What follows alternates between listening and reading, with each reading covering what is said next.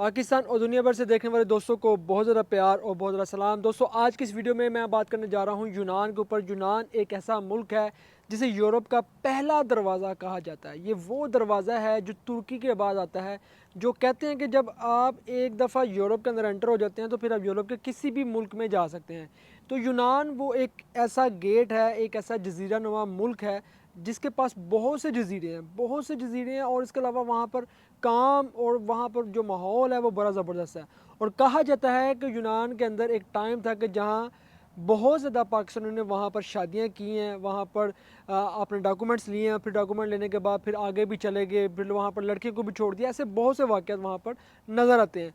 और दूसरी चीज़ ये है कि यूनान एक ऐसा मुल्क है कि जहाँ पर ऐसा लगता है कि जैसे लुक लाइक आप पाकिस्तान के अंदर हैं। वहाँ का माहौल, वहाँ का रहन सहन, वहाँ की आबो हवा। और उसके बाद एक और चीज़ ये है कि वहाँ पर जो फल फ्रूट है, सब्ज़ियाँ हैं, ये बहुत ज़्यादा है। एग्रीकल्चर का काम यूनान के अंदर बहुत ज़्यादा है। ख़ास तौर पर यूनान के जो माल्टे हैं, जो मौसमियाँ हैं, वो बहुत ही फेमस हैं, जो पूरे यूरोप के अंदर जाती हैं। इसके अलावा जैतून भी यूनान का पूरे यूरोप के अंदर जाता है। तो यूनान के हवाले से जो मैं आज आप दोस्तों के साथ बात करने जा रहा हूँ, इस बात को बहुत ही गौर और फिक्र के साथ जितने भी दोस्त यूनान जाने का सोच रहे हैं, जो ये चाह रहे हैं कि मैं पाकिस्तान से ग्रीस चला जाऊँ, ग्रीस वर्क वीज़े के ऊपर चला जाऊँ, या किसी तरीके से कोई इलीगल तरीके से माइग्रेशन करके मैं ग्रीस के अंदर पहुँच जाऊँ, ये वीडियो उन तमाम दोस्तों के लिए। ठीक है, मैं पहले आपको अपनी स्टोरी बता दूँ कि मैंने ग्रीस के अंदर तकरीबन 6 से 7 महीने ग्रीस के अंदर गुजारे हैं। और यहाँ तक ये सीन मैंने वहाँ पर देखे हैं कि लोग वहाँ पर काफ़ी देर से वहाँ पर ठहरे हुए थे, रुके हुए थे, बगैर पेपरों के यूनान के अंदर रह रहे थे, क्योंकि ओवरऑल वहाँ पर विदाउट डॉक्यूमेंट्स लोग वहाँ पर काम कर रहे हैं, रह रहे हैं। और अभी भी इस वक्त भी मौजूद लोग जो हैं वहाँ पर, इस वक्त भी लोग वहाँ पर मौजूद हैं जो गैर कानूनी तरीके से वहाँ पर छुप कर रह रहे हैं। तो हुआ क्या था हमारे साथ, जब मैं 2019 के अंदर जब ग्रीस के अंदर पहुंचा हूं, तो मुझे वहां पर एक चीज़ समझ में आई कि लड़कों ने भी बताया कि भाई यहाँ पर अगर आप ठहरे तो आपको पेपर नहीं मिलेंगे, क्योंकि यहाँ पर पेपर मिलने का कानून है 7 साल यहाँ पर वेट करना पड़ेगा।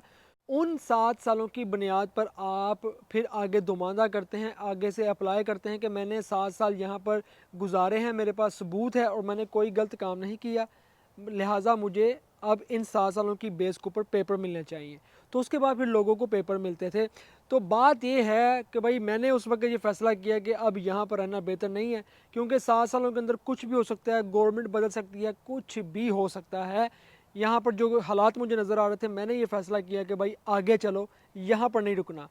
6 महीने के बाद मैंने ये फ़ैसला कर लिया था भाई यहाँ नहीं रहना। तो मैं यूनान से निकल के आगे फिर मकदोनिया, सर्बिया, क्रोशिया, बोस्निया, उसके बाद फिर स्लोवेनिया और फिर इटली मैं पहुंच गया। अल्हम्दुलिल्लाह अल्लाह ताला के करम फजल से मेरी क्या औकात है। तो बात यह है कि अभी इस वक्त जो कानून ग्रीस के अंदर आ चुका है वो मैं आप दोस्तों के साथ डिस्कस करने जा रहा हूँ। सबसे पहले जो 8 सितंबर से पहले जिन लोगों ने भी 2025 8 सितंबर से पहले जिन लोगों ने भी अपना ये अप्लाई किया था, दुमानदा किया था कि हमें 7 साल यहाँ पर यूनान के अंदर मुकम्मल हो चुके हैं, उस बेस के ऊपर आप वो पेपर हासिल कर सकेंगे जिन्होंने भी 8 सितंबर से पहले अप्लाई किया था।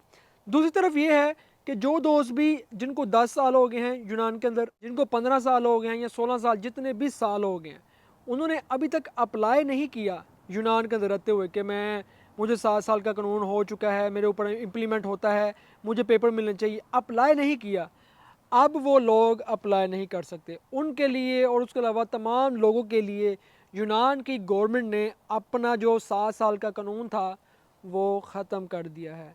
ये एक बहुत बड़ी और बहुत ही बुरी ख़बर है वो उन लोगों के लिए जो यूनान के अंदर गैर कानूनी तरीके से मुकीम थे या हैं अभी भी।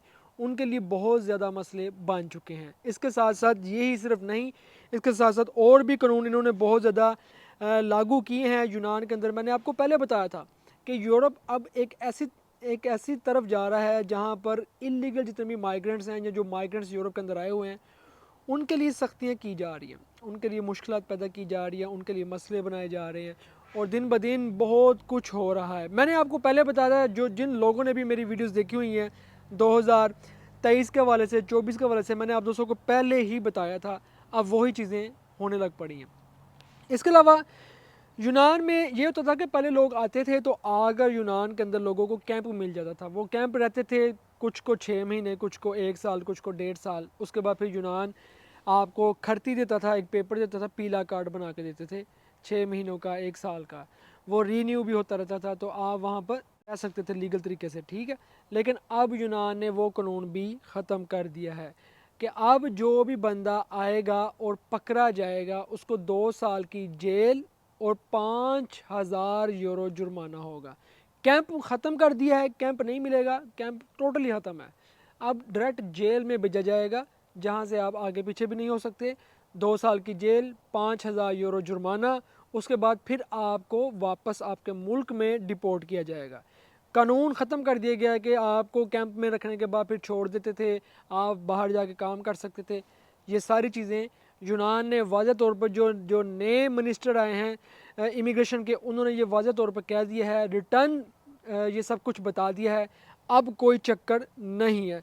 उसके बाद ये था कि अगर कोई बंदा यूनान के अंदर अभी भी पहुंच रहा है, इल्लीगल तरीके के साथ पहुंचता है और वो पकड़ा जाता है, और पकड़ने के बाद उसको कहा जाता है कि भाई आप अपने मुल्क में वापस डिपोर्ट होना चाहोगे या आप यहाँ पर ही रहना चाहोगे या यहाँ पर जो सज़ा है उसको आप भुगतना चाहोगे। अगर तो आप कहते हैं कि जी हाँ, रज़ा करना तौर पे आप कहते हैं कि मैं वापस जाना चाहता हूँ, बहुत अच्छी बात है, आपको वापस भी भेजेंगे आपके मुल्क में, और कुछ यूनान का कानून है कि कुछ पैसे भी देते हैं, वो भी आपको मिल जाएंगे। लेकिन अगर आप कहते हैं कि भाई मैं नहीं जाना चाहता, मैं यहीं पर रहूँगा, आपको फिर क्या होगा कि जब आप कहते हैं कि मैं नहीं जाना, 3 साल सज़ा मिलेगी इस बात के ऊपर। अगर आप पकड़े जाते हो, आप कहते हैं मैंने नहीं जाना, 3 साल जेल कैद है और 10,000 यूरो जुर्माना है जो आपने अदा करना है, और उसके बाद फिर 3 सालों के बाद आपको डिपोर्ट ही किया जाएगा। ये यूनान ने कानून राइज कर दिया है भाई, ये मैंने आपको बहुत पहले कहा था, लेकिन अभी ये हो चुका है।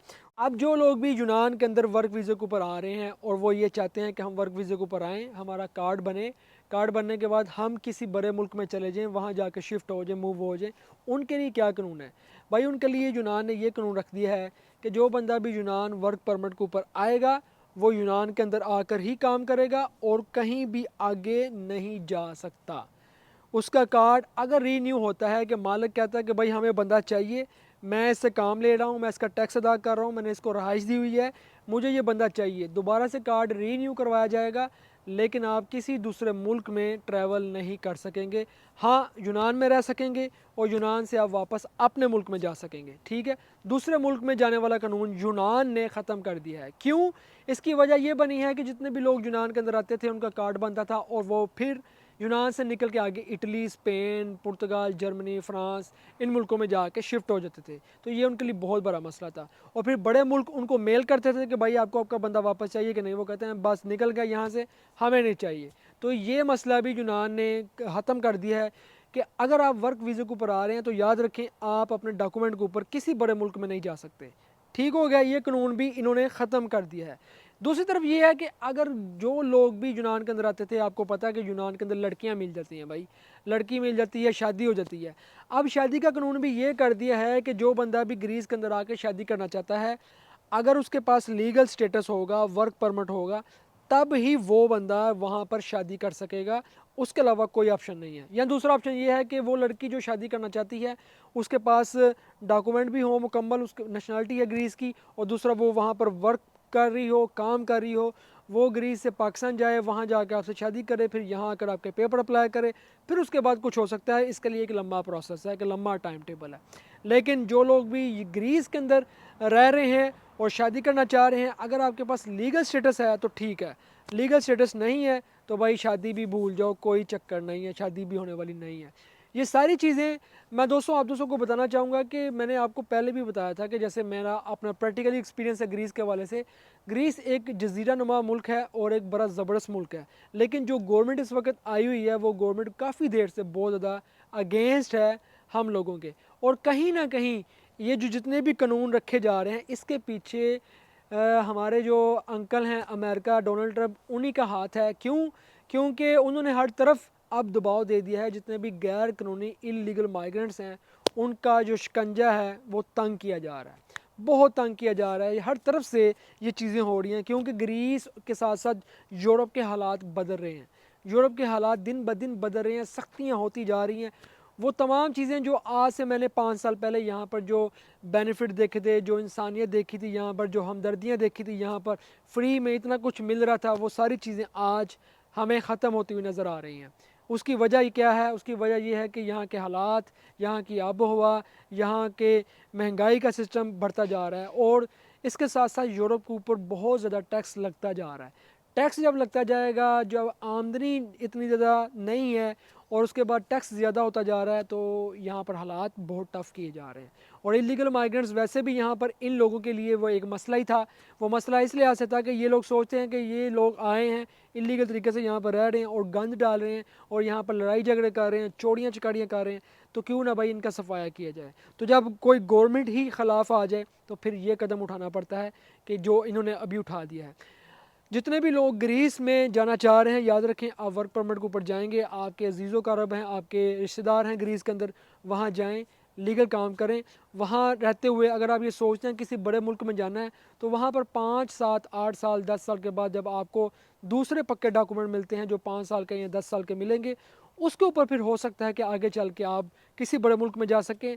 या दूसरी सूरत ये है कि ये जितने भी कानून लागू हुए हैं, अगर गवर्नमेंट बदल जाती है, कोई दूसरी गवर्नमेंट आ जाती है, कोई जो हमारी हक में हो, हमारी फेवर में हो, अगर वो गवर्नमेंट ग्रीस के अंदर आ जाती है, तो फिर हो सकता है कि ये सारे कानून ख़त्म कर दिए जाएं।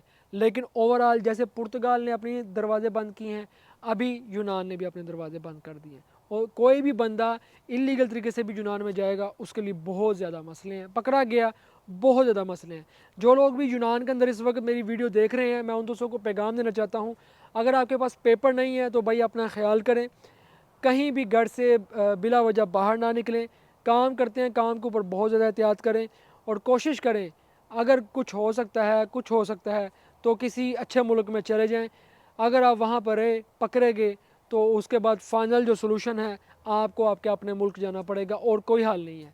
और ऐसी ऐसी जेलें हैं वहाँ पर कि अभी मैं बता रहा था आज अपनी पोस्ट के अंदर कि पाकिस्तानी यूनान के अंदर तीसरे नंबर के ऊपर हैं जो सबसे ज़्यादा वहाँ पर कैंपों और जेलों के अंदर कैद हैं, जिनमें बहुत ज़्यादा जो हमारे पाकिस्तानी हैं जिनको ड्राइविंग के चक्कर के अंदर वहाँ पर फंसाया हुआ है कई कई साल से, जिनको 2 नंबरी के चक्कर में वहाँ फंसाया हुआ है, और बहुत से केसेस हैं जो पाकिस्तानी के ऊपर वहाँ पर हैं। तो अल्लाह ताला की ज़ात सबकी मुश्किल आसान फरमाए, सबके लिए अल्लाह ताला की ज़ात करम व फज़ल फरमाए। दुआ है सबके लिए और कोशिश करें कि अपने लिए बेहतर से बेहतर फ़ैसले करें। मैंने आप दोस्तों को पहले भी बताया था कि देखें, बंदा वही है समझदार जो बंदा वो कहते हैं ना पंजाबी का मुहावरा कि पढ़िया मेला छड़ के जरा ना बंदा निकल जाए, तो बंदा वही समझदार है। तो जब मैं वहाँ से निकला था, एक बड़ा हुआ लगा हुआ मेला था, तो अल्हम्दुलिल्लाह से मैं तब भी वहाँ पर 1100-1200 यूरो कमा रहा था। लेकिन हमने कहा कि छोड़ें, निकलें, यहाँ से आगे जाएं। अयाशी बहुत है यूनान के अंदर, बड़ी अयाशी है भाई, बड़ी, मैं कहता हूँ मस्त माहौल है वहाँ पे, मिठे चौल है वहाँ पे। लेकिन अपनों के लिए, अपनी फैमिली के लिए, मेहनत मजदूरी के लिए निकलना पड़ता है और आगे जाना पड़ता है। दुआओं में याद रखिएगा। अल्लाह हाफिज़।